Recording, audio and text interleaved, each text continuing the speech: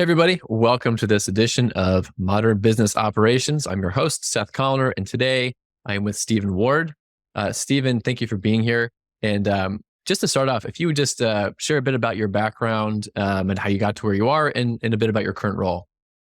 Yeah, thanks for having me on. It's a pleasure to be here. Excited to talk to you and all the listeners out there who either are fellow operators or folks maybe wanting to get into the field. So excited to be here. I started my career in retail, working at American Apparel. Some people remember that company. No longer exists, but they had a good run. I worked my way up into corporate there and ran a lot of different operational departments. I then moved into the D2C space, working at a e-com watch company. Really cool experience there, running operations and parts of production and manufacturing. And then I made a transition to the software industry where it feels like I did everything at the company except for programming and doing the actual coding itself, but got a lot of great experience there. We were a startup. It's called New Order. It was a B2B e-commerce company. We were then acquired by a company called Lightspeed, and that's where I'm currently at now.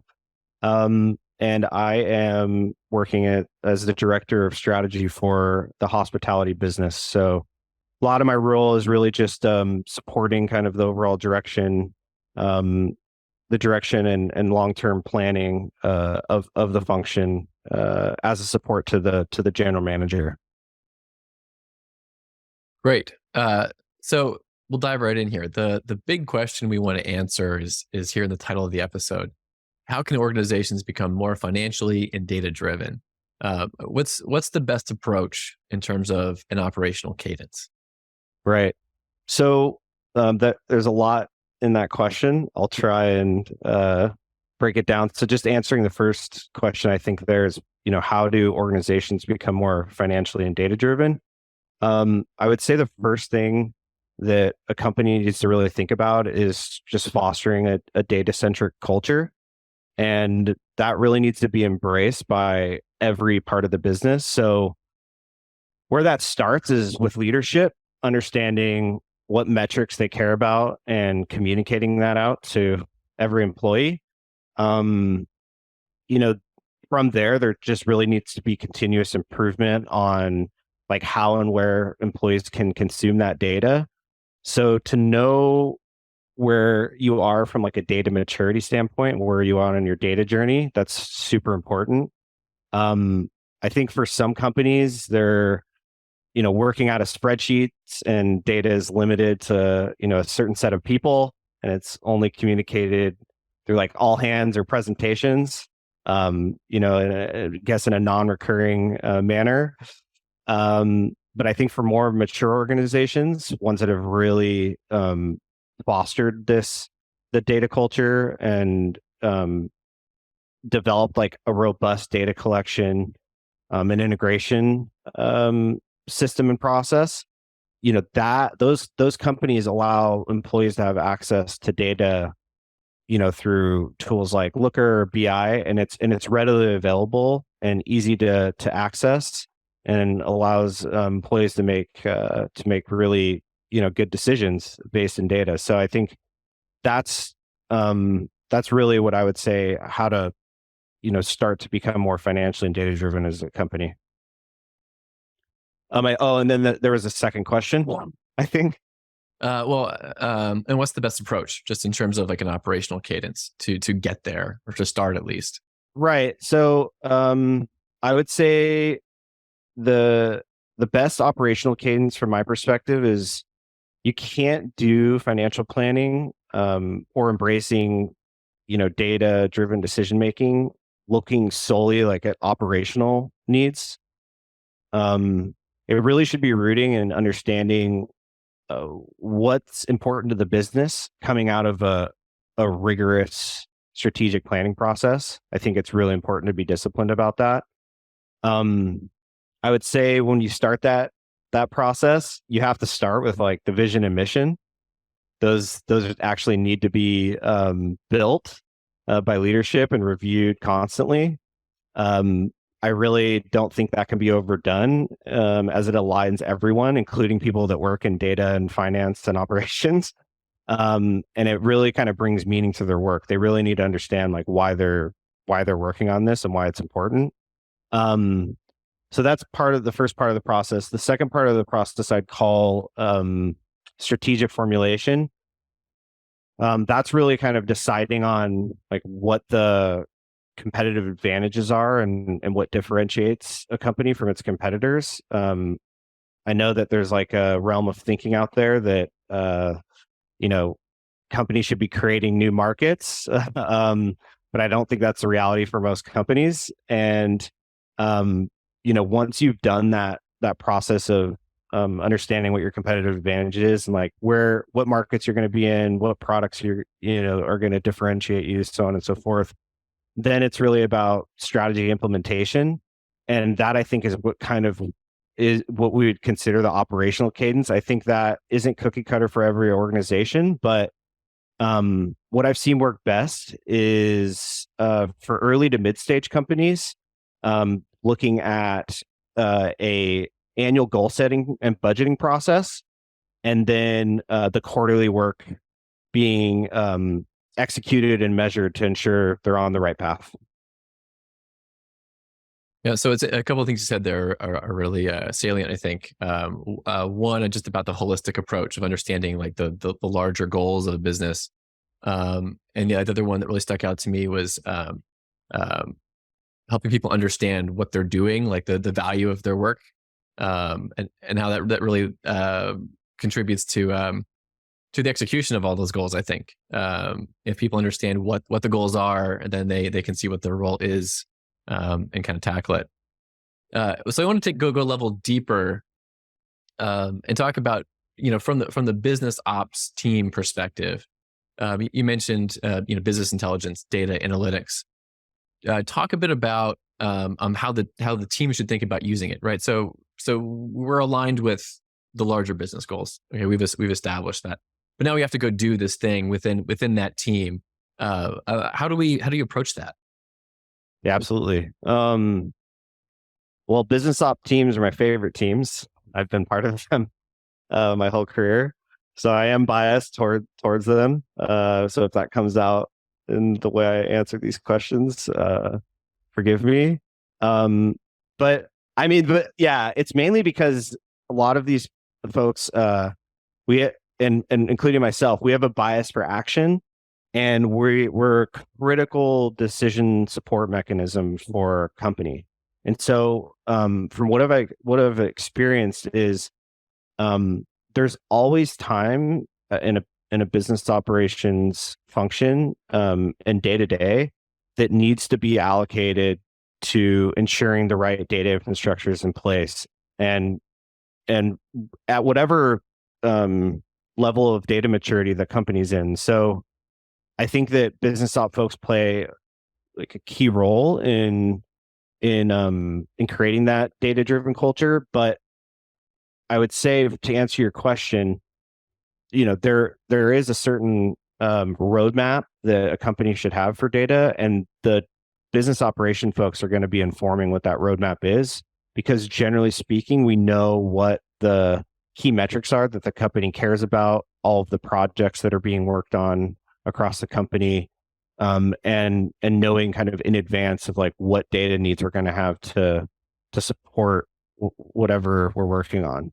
And so they're going to be a key part of that. So they're going to be working across product and customer success. And I, by the way, I'm speaking mainly about the technology space right now, or a technology company, and the functions within them. But, just generally speaking, like business operations is going to span across all of the different functions. I think for me, if we're thinking about kind of the day to day, there's certain projects that are kind of come up that a business operations team is going to run, and kind of at the key of the kind of at the, so just fundamentally, those projects are going to require an investment. And, you know, it's important to do the work to quantify what that return on investment is going to be. And it's generally possible to do that work to quantify it. So I'd say that's really important in using the data and advocating for that and working with other teams. And then I'd say there's a ton of insights that can come from what I'd call leading indicators. So KPIs that are leading indicators of, we have targets that we're trying to hit every quarter or even annually, and the business ops function is going to have access to that data and understand it and be able to tell leadership or other folks within the business how we're tracking towards goals, right? How are we pacing? And help put whatever actions need to be in place to help hit those targets. Yeah, it's interesting, right? That there's so much due, but also, yeah, the ability to track and see what, where are we going, right? The tracking is a way to continually course correct, right, and make sure the doing is actually is actually getting us somewhere. And kind of with that in mind, what is maybe the biggest challenge or barrier, or challenges or barriers plural, that you think keeps organizations from becoming more financially and data driven? And answer that however makes sense, whether that's from the C-suite, or if that's from the ops level, or whatever makes sense. Yeah, absolutely. So I'll start by giving an example that I recently finished my MBA, and I had a strategy professor that constantly in the class constantly reiterated the fact that you don't want to hear a bunch of "I feel" or "I think" statements from management in the company. And I think that was, something that really kind of struck a chord with me. And unfortunately, after hearing that, I started listening for that frequently. So I hope I didn't just ruin anyone's day to day. But once you start hearing that and thinking about that, you're like, wow, I need to make sure I'm not doing that. And in order to do that, you're going to need some level of evidence to support decision making. And I think that is a challenge that you have to overcome. It's really getting into the right mindset. Like, if I'm putting forward a recommendation, I can tell you exactly why I believe that. While not everything is, I guess quantitative, like there is some qualitative data, that you can even structure in a way to make it quantitative if you want. But I'd say that is a big hurdle you have to overcome, is just getting past that. I think, I feel, right, all experiential. Anyway, so that's one. The second would probably be that generally data isn't structured in a way that's easy to consume. And then if it is available and structured, then it isn't accurate, right? And there's key information or pieces of the picture that are missing. And then, so say it is structured and it is accurate, then folks have a difficult time accessing it and being able to use it. Like, I can download this set of data or view this set of data and then use it immediately, and being able to do that within 5 minutes rather than having to file a request and then it takes a week and then it comes back and it's not exactly the way you wanted it, so on and so forth. So those are, I would say, the biggest hurdles and ways to think about it, to say, is it, if I'm thinking like, all right, how to implement the best like data practices and data culture at a company, it's like, is it structured, and is it easy to consume, and is it accurate, and how quickly can I get access to it? Yeah, that's all great. That'll make so much sense. I would add to it too, and feel free to reject this note. But when I was a few years ago first digging into like understanding, today's data, right? Like analytics and that kind of a thing. One of the things that came up pretty quickly in sort of the literature and the best advice was the discipline of being able to communicate the data well to people who they haven't spent time with it. They just want you to explain it quickly, and that's all they're going to absorb. So that, right, there's explaining it sort of the stakeholders. And there's also being able to defend is maybe too strong a word, but sort of defend the position you've taken based on the data, right? And you're right. Like when you get to the I feel statements, it's like, you are off the data track, and now you are guessing. And people can, the leadership can detect that sometimes, right? I feel statements are really important when you're managing humans, because you have to pay attention to how humans are doing, what their needs are. But yeah, when you're presenting data to humans, it's a different discipline to be able to say, no, this is what the data says, right? Because you end up with a couple different kinds of decisions. Some of them are, it's like, hey, look, this isn't my opinion. The data is saying this, and so we need to make an adjustment. And sometimes you get to the point, and I've seen this so many times when I was managing teams, and then also managing up and working with company leaders. It's like, this is neither right or wrong. It's just a decision to make at this point. So it's a judgment call. Like, here's the data, but it's not saying for sure what we should do. So you got to make a call, and that's when you get to the I feel this, I think this a little bit, because it's my responsibility to make this decision, and I'm going to have to own it. But I like how you parsed that. I appreciated that. Yeah, absolutely. Thanks. Yeah, and I will say, and you bring up a great point. Just it's definitely about how you communicate it when you're thinking about like the best way to use data. It doesn't do any good if it's not being communicated well, and you have to know your audience and your stakeholders. So I would say that if we're thinking a bit more tactically about the BI tool that you choose, I had mentioned Tableau and Looker being one of them. Like the visualization the data visualization that those tools have is super important and can help people easily digest it. I mean, it can be as plug and play as just downloading the graphic and putting it in your presentation, or just giving someone access to a dashboard that like makes sense to them versus like looking at a ton of numbers on a spreadsheet. Right. Well, and you made me think of something else too.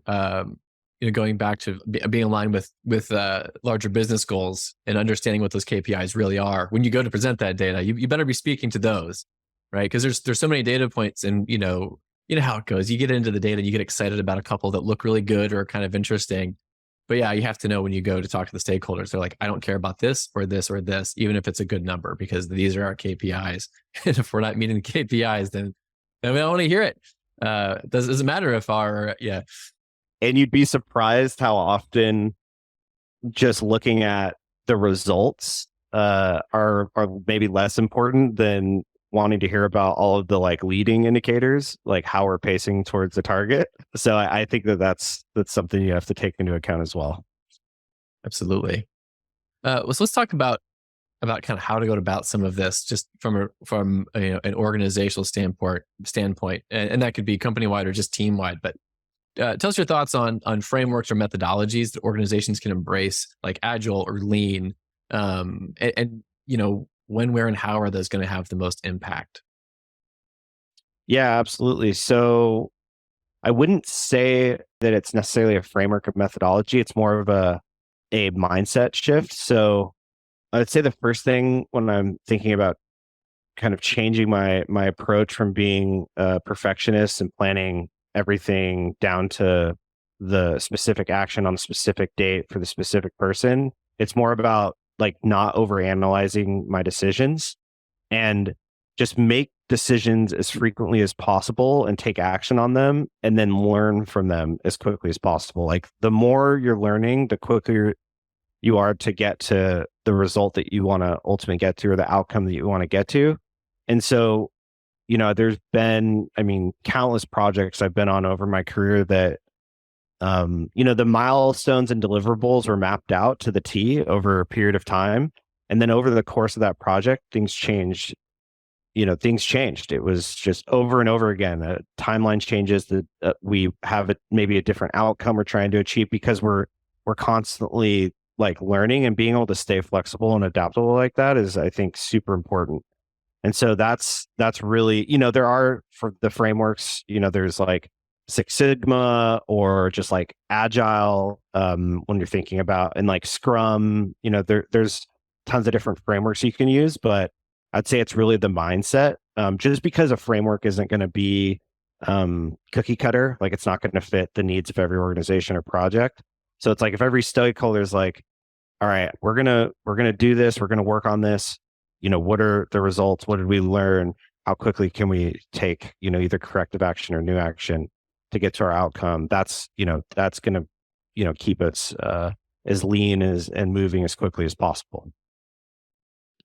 Yeah, I like that that approach of not falling madly in love with the specific named methodology or framework, and just it sounds like really more what you're advocating for is take those principles and apply them where it makes sense for your company. Because I've certainly been part of named strategies or goal setting that totally makes sense. And it maps well to the type of company and the type of outcomes. And I've been part of it where it makes no sense at all, and it creates a lot of friction. It's like this is a KPI that doesn't make sense, and like this is a way to get to it that isn't really what we need or want. So yeah, it's a very sort of grown up approach, right? Of like, hey, these are great ideas. Let's take them and apply them where it makes sense, and rely on our skill as leaders and team players to actually execute on it. What is the best advice you have received in your career? Yeah, I would say the best advice I've received in my career, it kind of almost dovetails off the last question we just had, is you're never going to have your career fully mapped out, even though you'd like to think you would. So it's like, if I want to be the CEO of a Fortune 500 company, here are all the different steps that I need to take. I'll never have that fully mapped out. It's okay to have that like long-term career goal, but as long as I'm taking like the next right step and being in the moment and on the journey, and then just looking up every once in a while to make sure that I'm on the right track is the best piece of career advice I have. So it takes the stress and like burden and pressure off of like making the right decision at every point. Like there are going to be opportunities that come along that, in retrospect, actually really helped advance me on my journey to get me where I want to go. And then part of that is like, don't be afraid to change. Like things change, people change, feelings change. So, just staying flexible, I think is another thing that I would say. And as a final question, is there anything you want to promote or share about yourself? And if people want to try to get in touch with you, what's the best way to do that?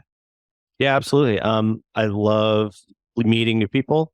I love talking about business, and so if anyone wants to contact me, the best way to do it is through LinkedIn. I use that platform as my primary social media. Yeah, so primary assumption of social media. So no Facebook, no Instagram, all about LinkedIn. That's excellent. What most people use these days, and it seems to work out pretty well. Yeah, absolutely. Stephen, thanks so much for being here with us today and sharing your wisdom, knowledge, and expertise. We very much appreciate it. Absolutely. Thanks for having me. Anything Stephen discusses on this podcast is his own personal opinion. He is not speaking on behalf of Lightspeed, nor specifically about anything going on at that company.